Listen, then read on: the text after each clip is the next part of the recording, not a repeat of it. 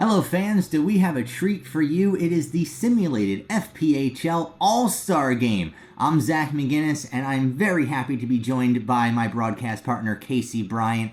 Casey, how's quarantine life treating you? It's about as well as can be expected. You know, we're fortunately, myself and my family all have our health, and that's what's most important. We hope that everyone out there is keeping safe as well. Zak, I know that the elderly are particularly affected, so I hope that you are keeping safe. I have 3 layers of saran wrap wrapped around my body.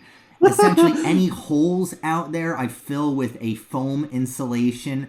Wow. I might run out of air by the first or second period, but that's why I'm glad you're here. You can take over. I never got to ask, how was the Etch-a-Sketch that you received?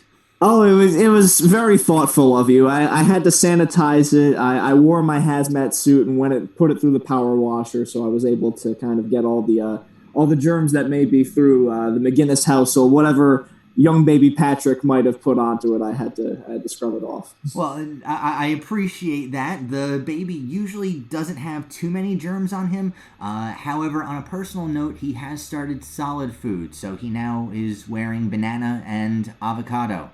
It's awesome. Incidentally, I have also started solid food last week, so this is a big step for me. No kidding. What did they start you on rice cereal? Well, they tried giving me some oatmeal and like some checks. Then eventually, like, it graduated into just cereals with milk. We had a brief relapse. Only have had yogurt for the past like 3 days, but we're building up the tolerance for it. Well, congratulations to you. Congratulations to your parents as well. They must be so proud of the progress that you are making, and it's only taken what, 3 or 4 months to get to this point? Well, I would say that my parents are proud, but they're more just kind of ambivalent at this point. So, which I perceive as proudness in my own mind. So, Well, one day you'll get old enough to understand feelings, and then we can have a longer conversation. In the meantime, we will have an all-star game between the Eastern Division and the Western Division. Apparently, the loading screen will start up already, but we spent far too much time talking, and we have a pause control. So, this would be, Casey, the second All-Star game in Fed League history. Do you know of the first one at all? I don't, but seeing as your hockey knowledge dates back to your birth at the inception of the NHL back in the 1900s, I can't wait for this lecture. It was actually the NHA, which was the precursor to the NHL, but thank you for making me feel young. So there was exactly one other Fed League All-Star game. It took place out in Williamsport, Pennsylvania. The Williamsport Outlaws, who played all their games outside. The Little League World Series? Yeah. Take that stadium, put a rink down the first base line, and no. Oh, yes. Hold the All-Star game, and then don't complete the season. Love it. Love it. Peak Fed right there. Anyway. So you're saying that every time that there is an All-Star game, the season doesn't get completed? Well, that season was completed. Not every team made it to the end, including the Outlaws, unfortunately. The Outlaws, when they were in New Jersey, were their games were called by our friend Brett Lusner. Oh, hey. What up, Brett? Yeah, another FPHL broadcast, well, back then, FHL broadcaster of the year. We got a nice little club coming together. As we dusted off our shoulders, that little humble brag you inserted in there. Well done. I try every now and then. It's the quarantines. You start losing touch at a certain time. But anyway, we'll get underway. We'll go through the starting lineups and, well, everybody here. It's a celebration of Fed League hockey, and we'll be underway right after this.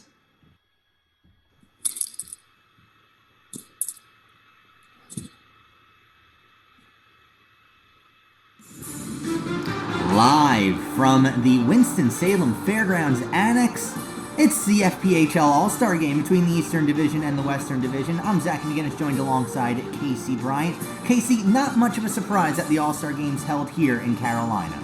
No, but there were several other alternatives that one could possibly look at. I mean, for instance, there was a neutral site series planned for this year out in Bloomington, Illinois, where there is going to be a expansion team next season, so you never can tell. what might be a viable option as far as the All-Star game is concerned. I mean, who won that Bloomington game out in Illinois? There were a couple games out there, weren't there?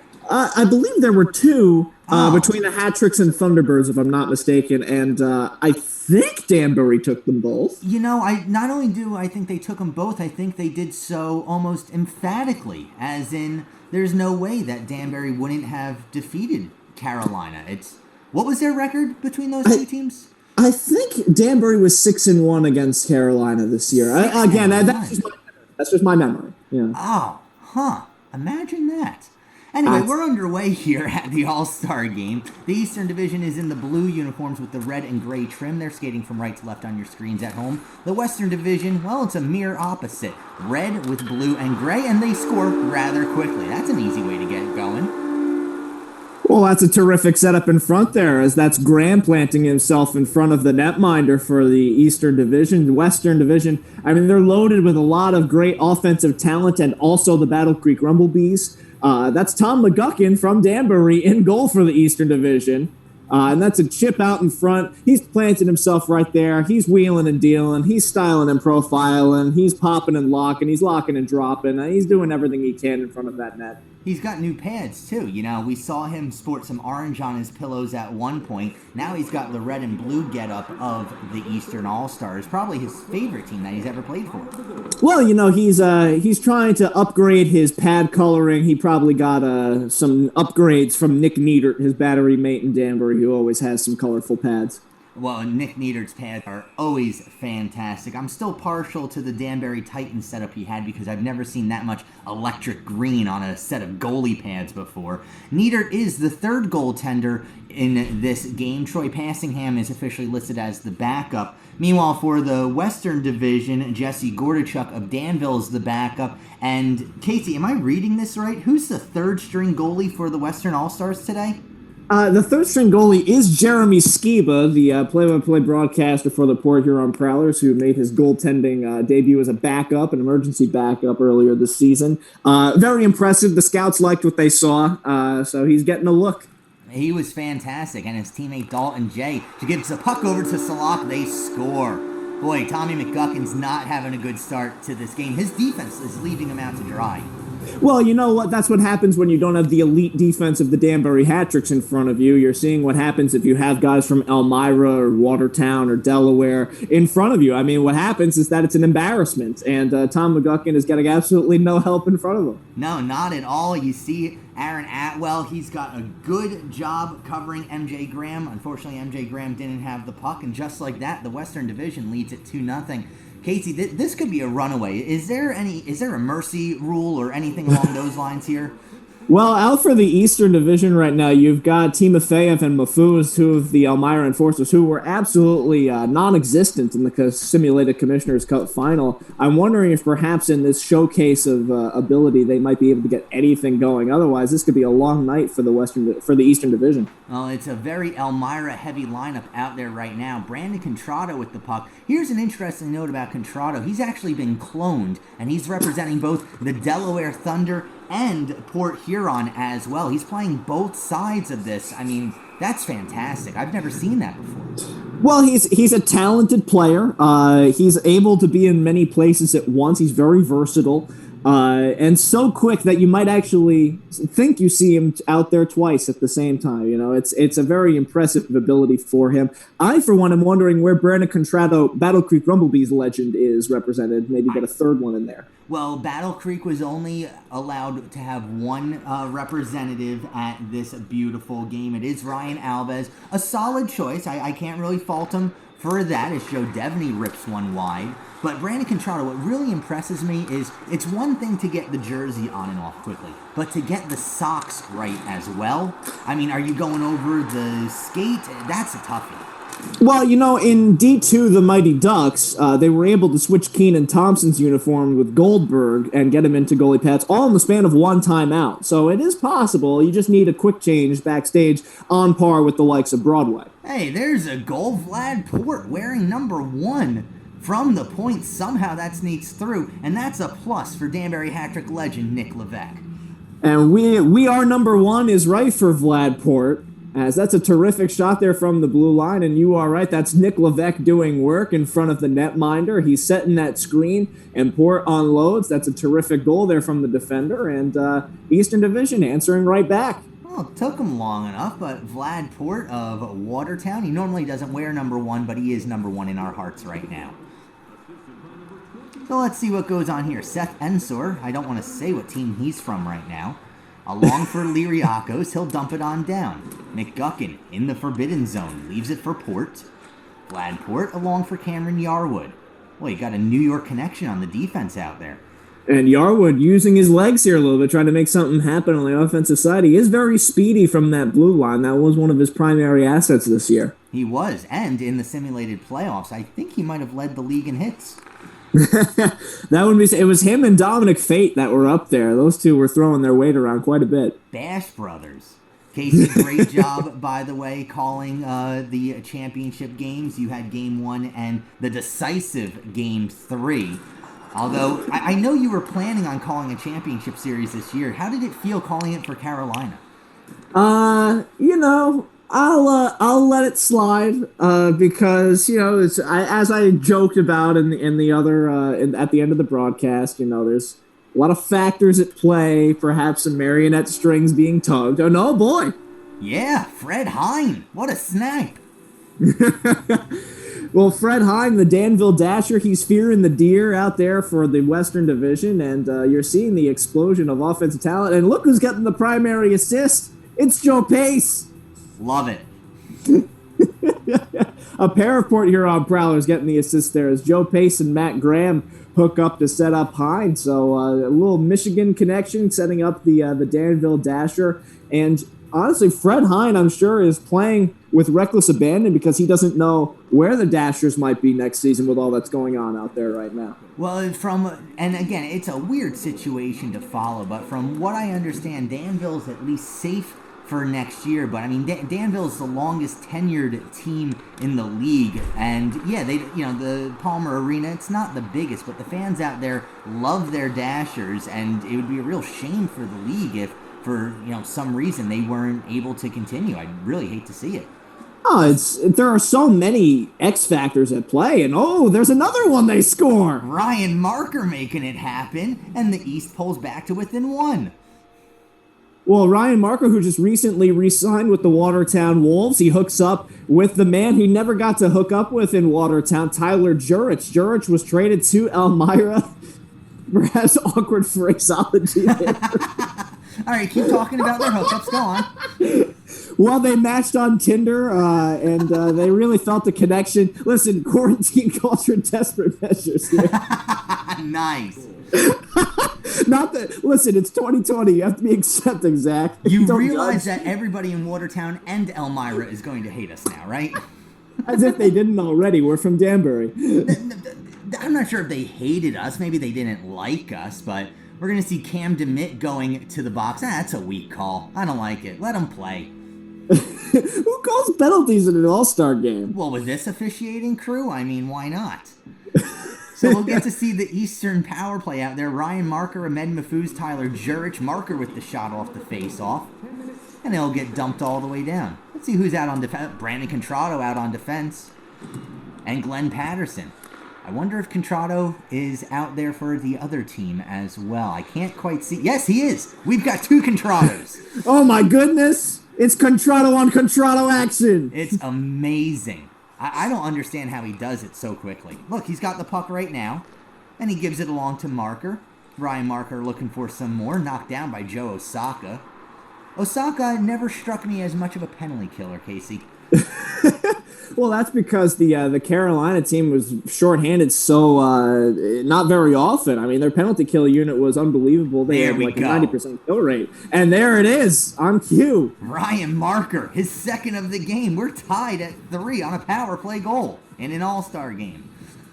Well, Marker makes things happen. And look who got the secondary assist. Tom McGuckin, baby!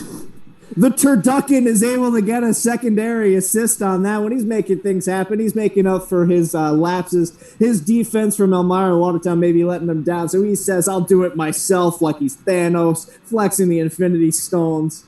making the way up the ice, and Ryan Marker, who was a star for Delaware at the start of the year, finished the year with Watertown. Got some looks from the ECHL at certain points throughout the year. He's a talented forward, and he's making his mark here. Haha. Well done. You know, with that assist, Tom McGuckin officially becomes the highest scoring goaltender in FPHL All-Star history. See, that's why we keep you around, Zach. Interesting notes like that. You know, Tommy Pecoraro of the Evansville Thunderbolts, I thought I knew Fed stats inside and out. This guy could tell you everything about Joe St. Pierre.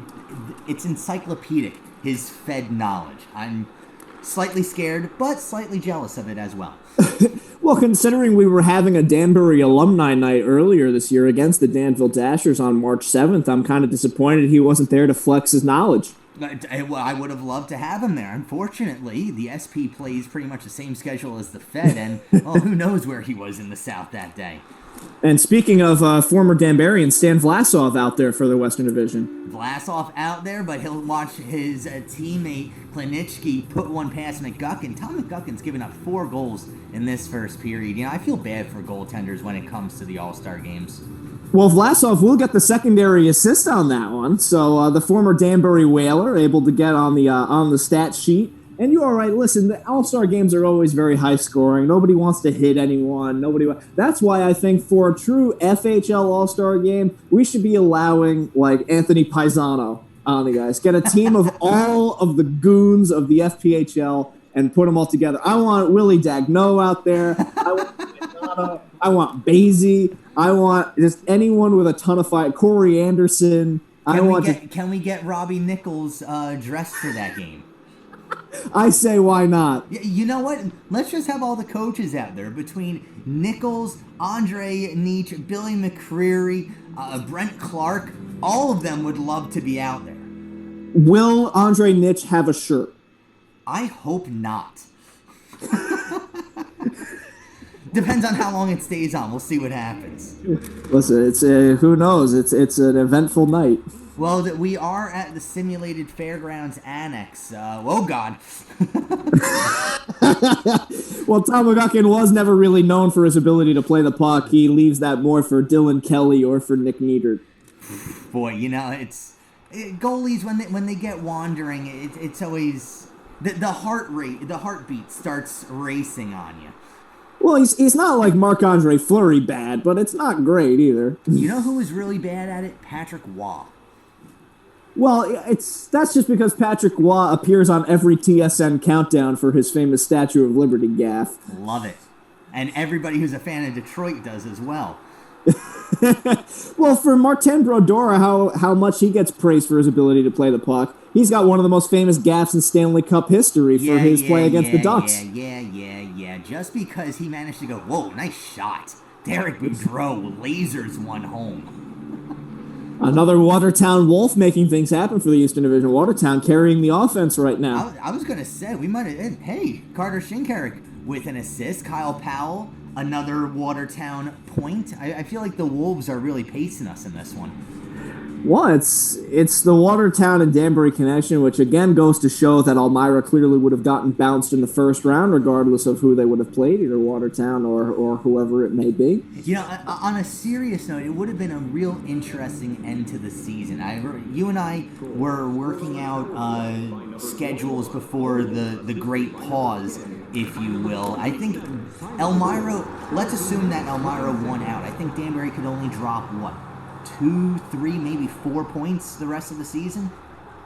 If Elmira had won out, Danbury would have had to win out as well. Oh, really? There were exactly 0 points to give. So Danbury would have had to win out if they were going to keep the top spot. Gotcha. Yeah, because, I mean, Elmira, especially once they picked up Tyler Jurich, they had won, 10 games in a row, I think? Yeah, they had won 10 in a row, and I believe 18 of 19, something ridiculous like that, where Elmira just went on this ridiculously torrid pace. And it would have been amazing to either see in the first round Jurich against Marker, Jurich taking on his former team, whether if Danbury was able to hold on to the top spot, or even in the second round, you know, if they were able to topple either Delaware, if they had been able to catch up to Mentor, which I believe they would have. And if Danbury was able to bounce Watertown, you would have gotten the Elmira-Danbury matchup because Danbury never got to see Jurich in an enforcer's uniform. No, and, that's going to be, amongst many others, one of the great questions of this season is how would those games have gone? Because especially when Ahmed Mahfouz was on his game, the guy was almost unstoppable in Danbury. We saw that when he recorded his 800th point. That is the crazy thing is that you are right. He got his 800th point by scoring 3 points within the first 5 minutes of the game back on January the 17th. He put on a clinic, but then again, Tyler Jurich, when he came to Danbury, was a non-factor in a lot of those games. And I don't know if that was just Watertown unable to beat Danbury or if they just figured out how to defend him. So seeing the two of them together would have been just an electric battle. It would have been fantastic. As a Danbury defenseman, I don't think I would have enjoyed it too much. But not at all. But Danbury did get reinforcements in the form of Ethan Bush Anderson, and at 6'4", that's a lot of wingspan to deal with Mahfouz, Jurich, and whatever other forwards get tossed out his way. Ethan Bush Anderson, a Battle Creek Rumblebees legend. Yes. And I will say, Battle Creek, I know it's switching topics randomly here, but I just have to voice my opinion on the matter. Joel Eisenhower, how in the world is he not an all-star? I have no idea. With everything he had to put up with? Joel Eisenhower not only stopped 90 shots in a single game while playing the Port Huron Prowlers, also got the only win in Battle Creek Rumblebees history, which I know I say this seemingly every time I'm on the air for Under Review, but it bears repeating. Their only win came on guaranteed win night in Elmira. You know what? I give the enforcers credit in letting Battle Creek and their fans know that they were guaranteeing a Battle Creek victory that evening. I mean, that's marketing at another level. Here's a question for you, Zach, and it's one that I've posed to you in the office kind of privately, but I'll ask you now on the broadcast. If you were in charge of marketing for the Battle Creek Rumblebees, would you A, change the name to the Murder Wasps, and B, would you tout next season, if it stays in Battle Creek, would you tout next season as come watch the worst team in hockey? Like, would that be a selling point? I don't know if it would be a selling point. The Murder Wasps might get some traction. I was watching the Rumblebees Facebook page when they were auctioning and selling off their jerseys. Those things sold like hotcakes. Everybody wanted a piece of Battle Creek history there. I tried to get an Eisenhower jersey and I got outbid. Oh, no. I did, yeah. I'm still salty about it. I don't blame you. Well, here's the thing. Let's assume that Battle Creek will return, and I hope that they do. Do they go with a different uniform design for next year? I hope they go with something more gaudy. Really? You think this was understated this year? Yes, I think you had 2 stripes going vertically down the middle. Let's make it 4. Make it like just a pinstripe suit. All right. In honeycombs on the side, honeycombs all over. So now you have interlacing honeycomb and stripe designs going all over the place. Numbers and nameplates, don't even have them. Really? Because they were irrelevant as it was already. They were illegible. I hope that you just make them as bonkers as possible. Watertown Wolves still carrying the Eastern Division. That's Derek Brodeur sniping one far side. Maybe it should just be the Watertown Wolves against the Western Division at this point. Well, he gets the helper from Danbury and Aaron Atwell, so that's another helper for Danbury, and good for them. It's kind of like how Dash in The Incredibles doesn't ever want to win the race. He always comes in like a close second. No, he wants to win the race. His parents tell him that he can get second. Right? Okay, but he slows up and he comes in second. That's kind of what Danbury's doing right now. They're just getting the assists. They're not scoring all the goals. They don't want all the glory. They just want all the helpers to help Watertown along. So they're having a good time out here. Jokes aside, that is the second goal for Derek Brodeur in the game and the 4th goal from a Watertown Wolf in this game. It's an impressive showing here from the blue and black. Who have a new head coach? Well, you know what? For a team that knocked out the simulated hat tricks, they better pull their own weight in this one.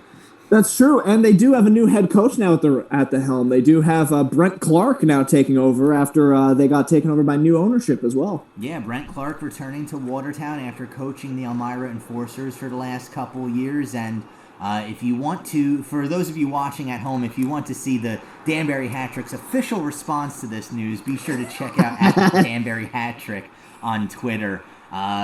Casey, we won't mention, the social media team that we pay, quite frankly, far too much for. But it's a good message. It's an encouraging message from Danbury. I will say that though the season stops, the memes will never die. And that's what truly gets us through this quarantine is memes. And I hope that, honestly, more teams, if they're out there listening, pick up the mantle. And fans, if you're out there, implore your local social media outlet for your hockey team to drop more memes, because we need memes now more than ever. We'll get through this somehow, some way. Love the memes. I never knew that you were such a big Stephen A. Smith fan. How could you not be? Honestly, that was 90% of the... And we discovered that the weekend of the Bloomington game out in Illinois, I dropped a Stephen A. Smith meme when we were playing the Carolina Thunderbirds, and Carolina responded back with a Stephen A. Smith meme of their own. And I cracked my knuckles, and I was like, I'm home. Here we go, baby.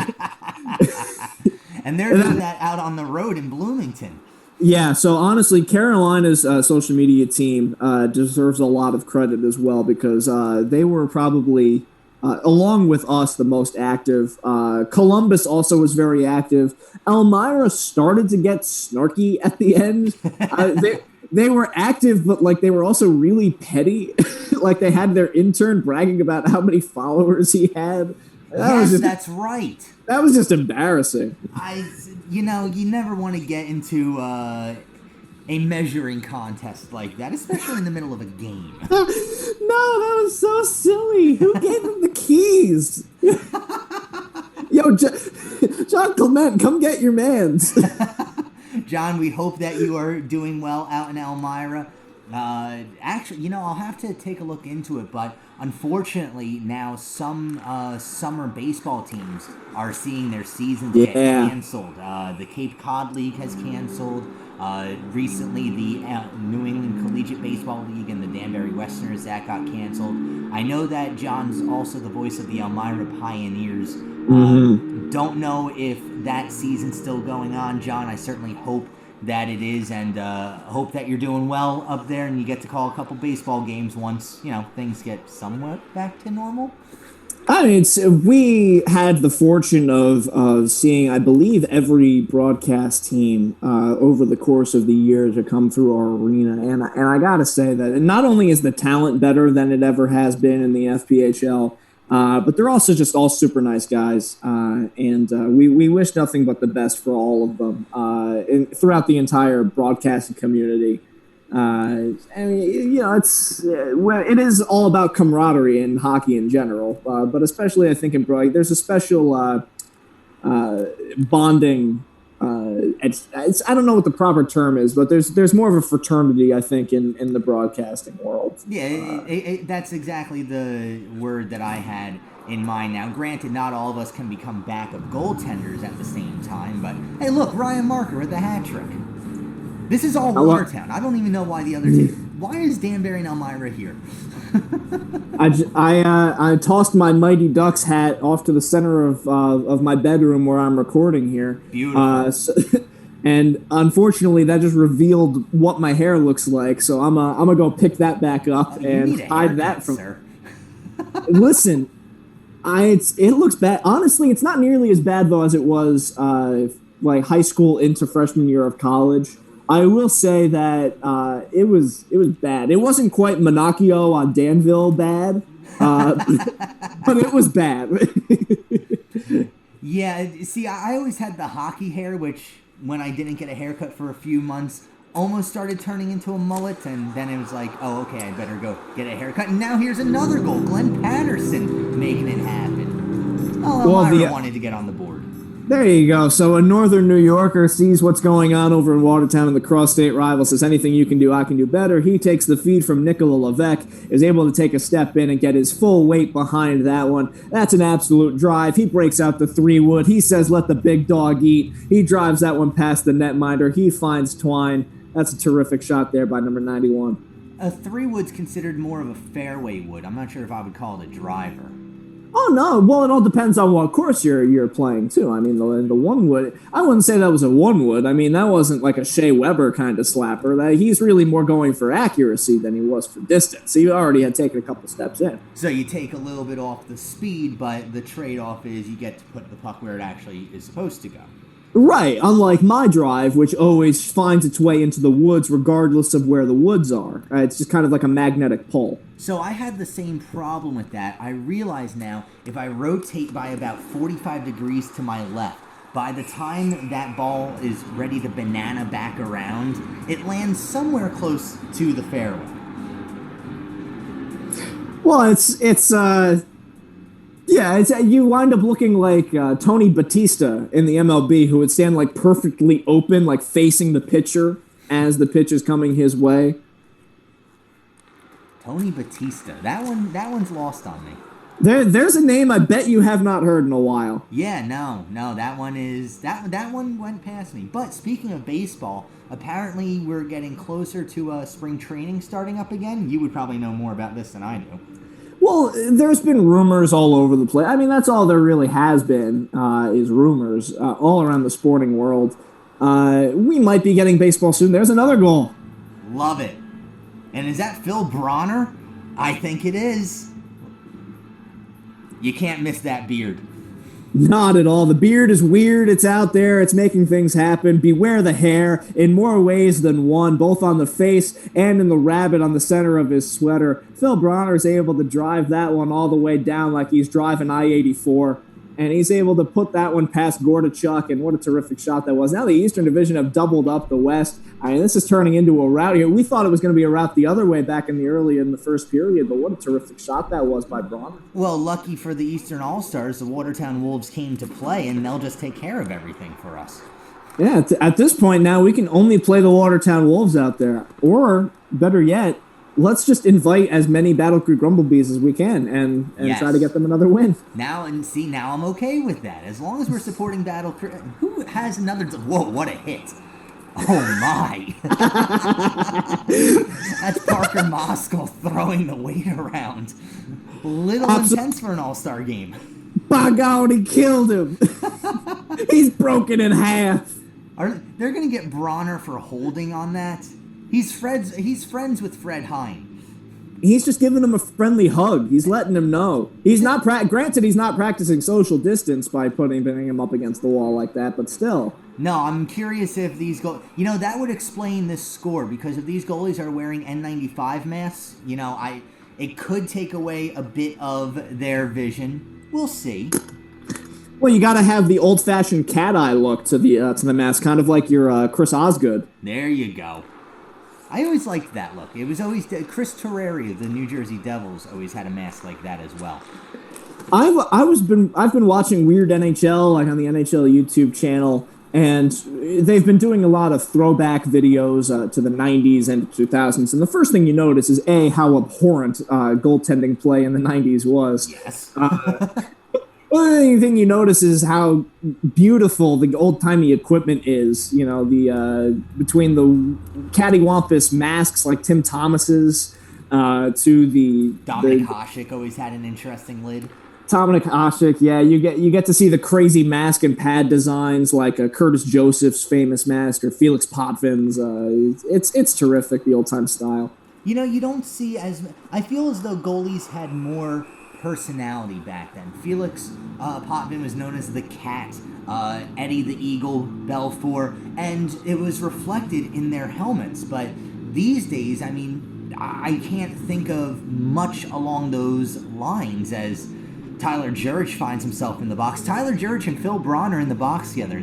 I would love to be a fly on the wall for that conversation. Did you see that sign, by the way, that a fan had? It said "Retire Jurich." That's a little excessive for an all-star For an all-star game. That's so extreme. Oh my god. Well, you know That's what? so mean. We are in simulated Carolina, and I could see the Thunderbirds fans having some thoughts for Elmira as Cameron Yarwood throwing the body around once again. Matt Graham on the receiving end. You know, the physical play has definitely picked up here.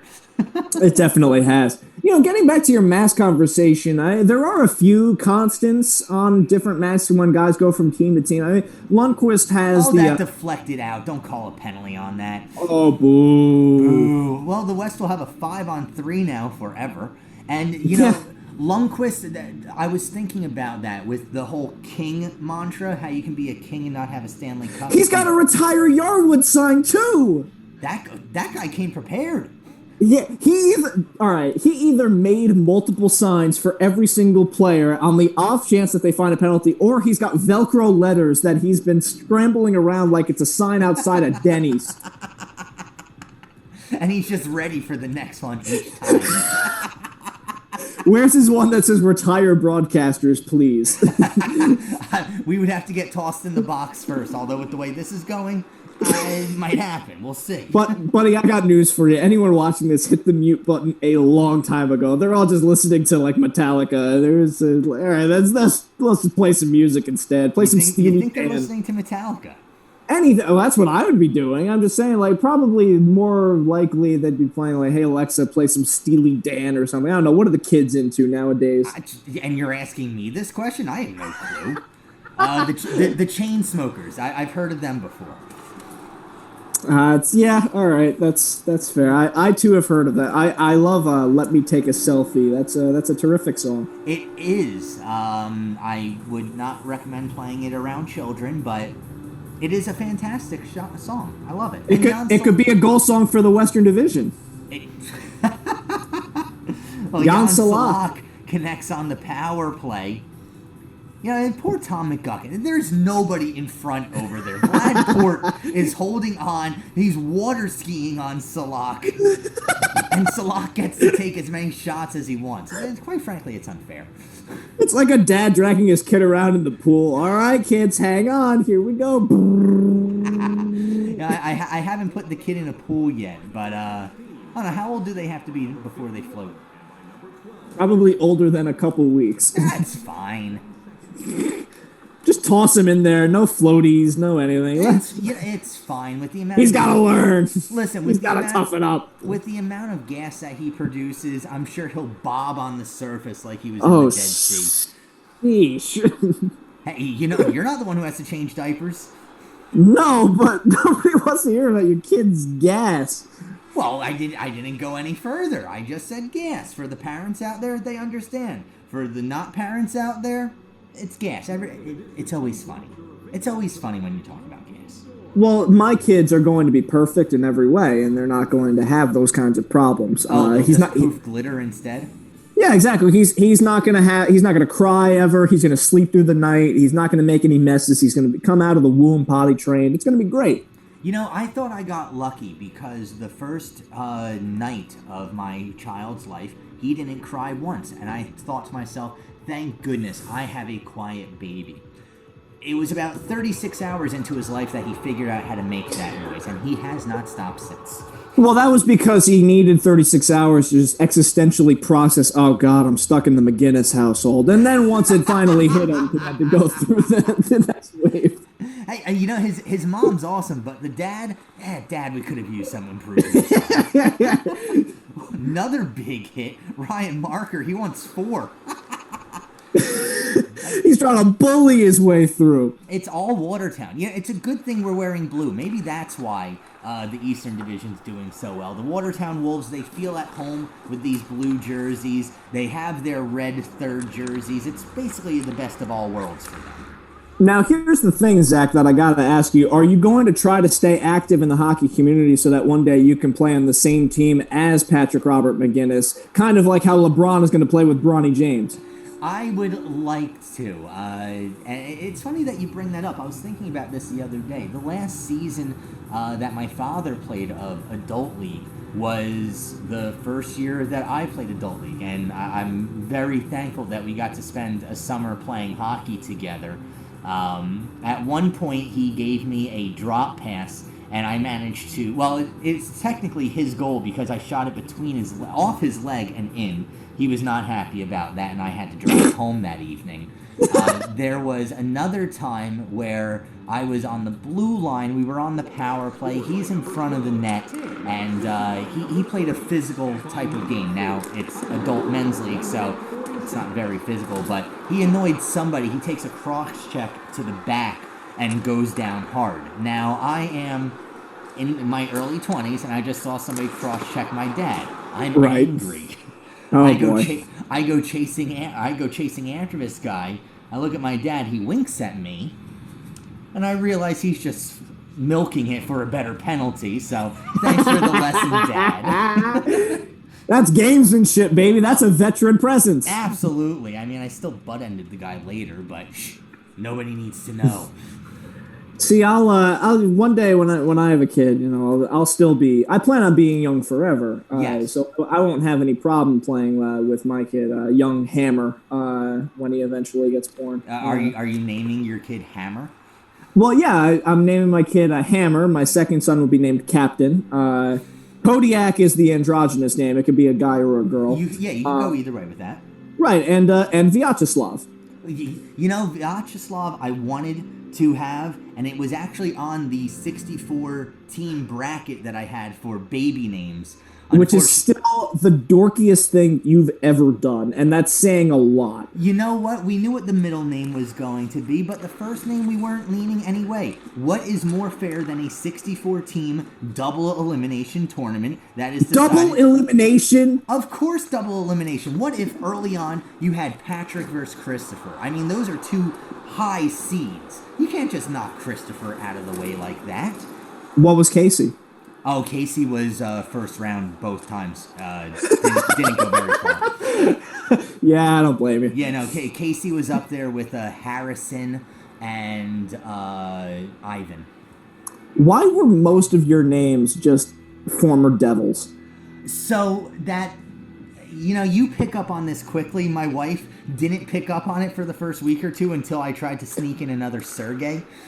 Yeah, I would say that after the second Russian name, alarm bells would be going off in my head. Ilya was vetoed. I was not allowed. I tried to get Ilya in the play-in game.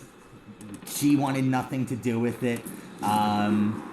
Martin versus Martin, that was another important one. Martin did defeat Henrik early on.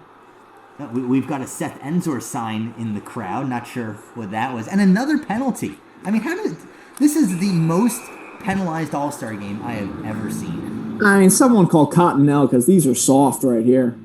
Nice. I like that. Thank you. And you see, with Cottonelle, you get a bit more... Oh, well, all right. In that case, Joe Devney tried to behead somebody on the Western Division team. All right, but who among us hasn't tried a good beheading? It's just... Very true. You gotta let the kids play, Let them play. All right, so under 14 minutes to go. The West trails by 2. They've got a power play. Let's see what happens. You think they score on this one? Well, the West is clawing their way back. It certainly would make things more interesting. I'll say yeah. It would make it more interesting. Meanwhile, poor Tom McGuckin still getting no help in front. Cam Yarwood will finally knock it all the way down. Yeah, I'm trying to think what other fun baby names that... what did all right? Brian. My wife didn't need to know it was named after Gianta, but yeah, Brian made a bit of a run. I for one, want to see, in the bracket you put in there an athlete that you absolutely detest. I'm kind of surprised that, Henrik was in there because I know how much you hate the Rangers and Henrik Lundqvist. I wouldn't say I hate the Rangers. I just despise them. McGuckin, big save. Well, listen, when you're going through names, we came up with the names that we thought were realistic, and it was more than 32. So all right, so let me get this straight. You picked. All right, wouldn't it be great if we have a 64 team bracket? You got to about, I'm gonna guess 30, and then you realized that you bit off way more than you can chew, but you committed to the bit.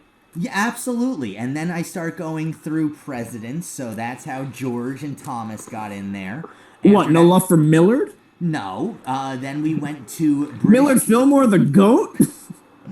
I wanted to. Grover was also left off as well because my wife correctly brought up that that's a Muppet. Yeah, he's my favorite monster. Get out of here. I always took you as more of an Elmo fan. I did have a Tickle Me Elmo when I was a kid. Did you? I did. Yeah, it was the hot item, man. It was like 1999. I know that you were in your 80s by then, but yeah, no, I had to get that for my grandkids.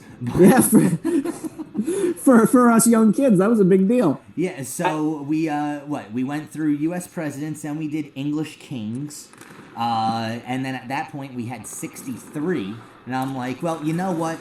I know somebody who I can toss in there. Plus, by putting a Ranger's name in there besides Mark, Wayne was in there.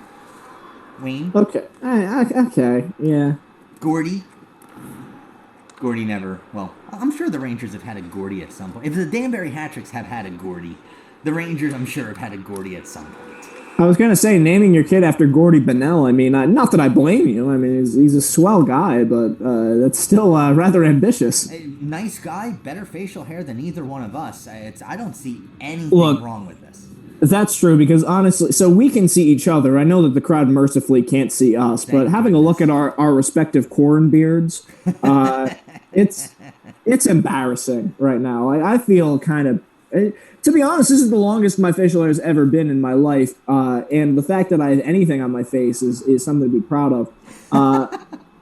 But it's embarrassing. I will never make fun of someone's inability to grow a playoff beard ever again, because this is bad. I think an 18-year-old Sidney Crosby would laugh at the two of us at this rate. Yeah, look, you're in your 30s. You have no excuse. This should be better, and it's not. You know, think of it like this: as you know, we get older and hopefully not grayer. Again, I plan on being young forever. This is true, and if not, Rogaine and hair dye is definitely a thing. But this is why we need more rounds in the playoffs, because maybe we get even more growth in this. Well, and by the time the finals roll around, we look okay. That's what one of the plans are, is that they're going to have, all 31 teams included in this new playoff system, right? The Detroit Red Wings are going to be a playoff team. Now, I haven't heard 31. I have heard 24 that they're looking at. Because if you do 24, you get Chicago, you get Montreal, you get all these big markets. But here's the thing. So here's what the two popular. One of them was an elaborate single elimination, double elimination, eventually work your way to a series involving virtually every team. Mm-hmm. The other one that apparently is the most popular one is you take the top 6 seeds from each division, which would make the Buffalo Sabres and the Anaheim Ducks playoff teams, and not the New York Rangers. And the New York Rangers embarrassing. Would be on the outside looking in. Which would be brutal. I didn't realize... That's not even me speaking from a biased standpoint. You can't look me in the eye and say the Buffalo Sabres and Anaheim Ducks are playoff teams. I don't know. Jack Eichel is pretty good. Better than... Who else? Name another Buffalo Sabre. That's your challenge for the day. All right, fine.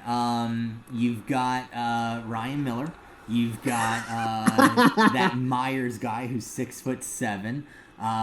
You've got Brian Gianta. I love Maxim Afinogenov. Yeah. You know, I think he's actually still playing. He is out in Russia, and he's apparently killing it. Yes. Yeah, and I mean, he last played in the NHL, 10 years ago now, maybe? He was fast. I remember him. He was fun. Yeah, number 61, I believe. 61. Yeah, one of my friends in high school was a big Sabres fan, and he had an Afinogenov. He had 3 jerseys. He had Afinogenov, he had Tyler Ennis, and Nathan Gerbe. And that's a murderer's row right there of Sabres jerseys. He is missing the Miro Shatan jersey though, and it's still a true shame that skating with the Devil. Yeah, no, put him on the Devils. Let him wear number 6. That jersey is selling to Satanists like hotcakes. But he unfortunately couldn't wear the number 66 because Lou Lamoriello didn't allow jersey numbers over 30 except for Jaromir Jagr. No, that is not true whatsoever. You had to be a previously established player. So, for example, Stefan Richer was allowed to keep number 44. Alex McGillney was able to keep number 89. But Ilya Kovalchuk was forced to change from 71 to 17. No, Kovalchuk wore 17 for Atlanta. No, wasn't he 71? No, he would wear 71 for Russia, and then he wore 71 again out in L.A. But no, he wore 17. And getting back to Tommy Pecoraro, he is an Atlanta Thrashers fan. When the Thrashers moved, he decided to become a Rangers fan. So 0 for 2, Tommy. Sorry, buddy. Boy, for the folks uninitiated, Tommy, they're really learning a lot about a man that they will probably never know. You know what? I worked with the kid for 3-4 years. You bring these things up, and how often do you get to meet a Thrashers fan? I mean, really. They are rare out in the wild. Especially these days. It's like seeing a liger or something. Yeah, you know, they bring up ligers in the Tiger King, which was one of my many things streamed in quarantine. It was only a matter of time before we talked about Joe Exotic. Oh, God. There's no reason to ever talk about Joe Exotic. I can't believe this entire thing became a thing. Meanwhile, we've got under a minute to play. Doug Gilmour wore number 93 as well in his 2-year stint with New Jersey. Stay on topic, Dad. You're getting sporadic with your memory. I'm staying on topic. Now, we're in crunch time in a very valuable game here, Zach. The winner of this decides the fate of our future. All right, I figured it was home ice advantage for next year's finals, but I guess we're not going MLB rules. Also, you have an empty net to shoot at, Parker Moskal. That could have been number 4. Delaware Thunder legend Parker Moskal. Love it. Well, 5 seconds to go. Yarwood will give to Moskal, along to Vlad Port. Hold on to that puck, Tom McGuckin, the Eastern All-Stars. A come-from-behind victory over the Western Division. Tom McGuckin with the W. And, you know, not for nothing, McGuckin gave up 4 in the first period. Perfect the rest of the game. I mean, he did his bit. The Watertown Wolves, though, collectively as a unit, really ran away with this All-Star game. A couple of Carolina Thunderbirds got a couple goals as well, but got to be honest, seeing a team in red go home unhappy in Carolina, I mean, it warms the cockles of my heart. You know, they do have a black jersey as well. They do, and they have a gray commemorative champion jersey that they lost to, I believe that was to the Danbury Hat Tricks. I could be mistaken, but I think that was on banner night. Oh, did that banner ever get up there? I think they eventually scotch taped it to the rafters. Huh, so it's probably holding just as well now. Let's take a look at these stats as we get to the end of the game. 41 shots on goal, so McGuckin stops 35 of 41. Well, that almost sounds like a regular game. Yeah, that sounds to me like an FPHL scoreboard right there. Yes, it does. Meanwhile, Jesse Gordachuk, what did he do? He stopped 27 of 35. I don't think Gordachuk ever gave up that many goals during the season.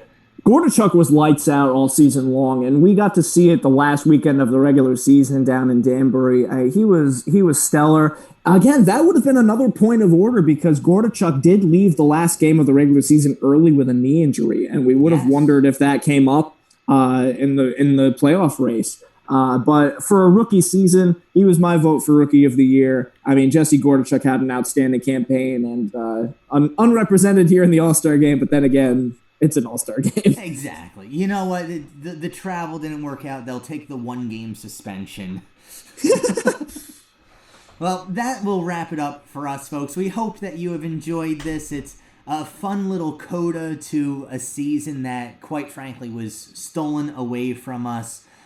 Casey, some final thoughts from you first. I mean, this was a lot of fun, and I apologize. Just in general, I apologize for everything. No, but this was a lot of fun. Thanks for having me on, Zach. Appreciate it, and hopefully we'll find more hockey-related content to come up with in the future. And Casey, thank you for joining us. I certainly hope and pray that we can get back to our little perch up in Danbury. Jack O'Mara, our third man in our booth, not available for this today, and both of us will send him shameful text messages later on. But Jack, hope you're doing well. Everybody involved with the Federal Hockey League, thank you for watching this. We hope that you're staying safe at home. It's a scary time right now. It's a weird time for everybody here. You start seeing these things where people want things to open up again and everything along those lines. Let's just all keep in mind that we're all on the same team and we are safer together apart. So that'll wrap it up for us here. Thank you once again to the Under Review as well for hosting this. Graham Tuck especially, you guys have done a fantastic job. Absolutely fantastic. Thank you once again to everybody. And for Casey Bryant, I'm Zak McGinniss saying so long, stay safe, and we'll see you again soon.